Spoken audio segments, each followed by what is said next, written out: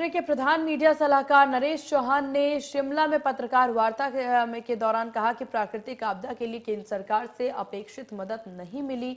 भाजपा के नेता फिजूल की बयानबाजी कर प्रदेश की जनता को गुमराह करने का काम कर रहे हैं। पिछली सरकारें क्यों नहीं कर सकी? उसके बाद अगर वाटर सेस के लिए हमने बोर्ड बनाया, कमीशन बनाया, जो हमारे रिसोर्सेज है, पानी हमारी सबसे बड़ी ताकत है कि उसमें हमारे अधिकार होने चाहिए, उसको लेके एक बड़ा फैसला किया। उसमें लड़ाई लड़ेंगे, उसके साथ आगे बढ़ेंगे। उसमें भारत सरकार ने किस प्रकार का रोल रहा, किस प्रकार की चिट्ठियां लिखी, वो आप लोगों के सामने है। उसमें हमें सहयोग नहीं मिला भारत सरकार का जैसा मिलना चाहिए था, जबकि वो ऑलरेडी उत्तराखंड और जम्मू कश्मीर में वो काम कर रहे थे। तो ये बड़े फैसले ले रहे हैं कि अर्थव्यवस्था को ठीक करना है और उसके बाद गति देनी है विकास को।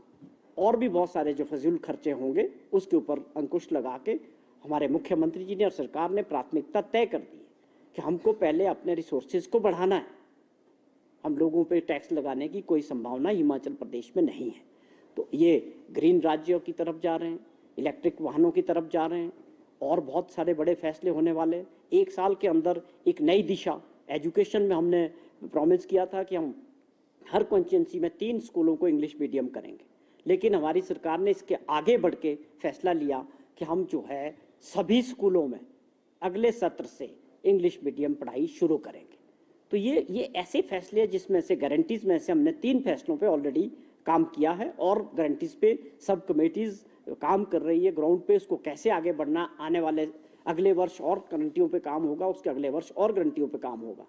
तो ये 4 साल का लक्ष्य है कि हम गारंटियों से भी आगे बढ़ के काम कर रहे हैं। जो प्रोमिसेस नहीं किए उस पे भी काम हो रहा है। एग्जाम्पल के तौर पे मुख्यमंत्री जी ने आने वाले बजट के लिए एक और इंडिकेशन दिया कि ऐसे परिवार जहां पर जेंट्स की डेथ हो जाती है और वहां विडो रह जाती है और उसके बच्चे रह जाते हैं, ऐसे 1 लाख के करीब ऐसे बच्चे हैं जो विडो के बच्चे होंगे, उनको सरकार पूरा पढ़ाई का खर्चा हमारी सरकार देगी।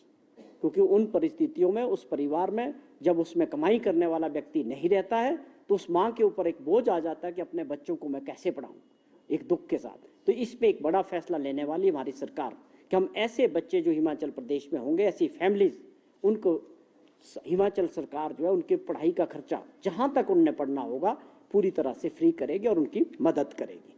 और बहुत सारी योजनाओं पे काम हुआ, सुखाश्रय में काम हुआ, वहां लोगों को बेनिफिट्स मिलने शुरू हुए।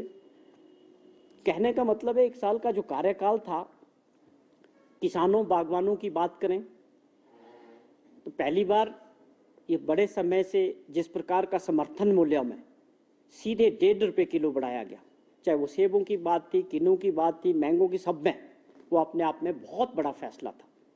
या किलो के हिसाब से सेब बेचने की जो बात हमारे बागवान कई वर्षों से करते थे, हमारी सरकार ने उसको करके दिखाया। अगली कड़ी में उसमें लोगों की डिमांड है कि वो यूनिवर्सल पैकिंग होनी चाहिए, उस पर काम हो रहा है। तो बड़े फैसले हमने किए। ये अपने आप में बड़ा फैसला था कि जो है स्पोर्ट प्राइस इतना मिला। उस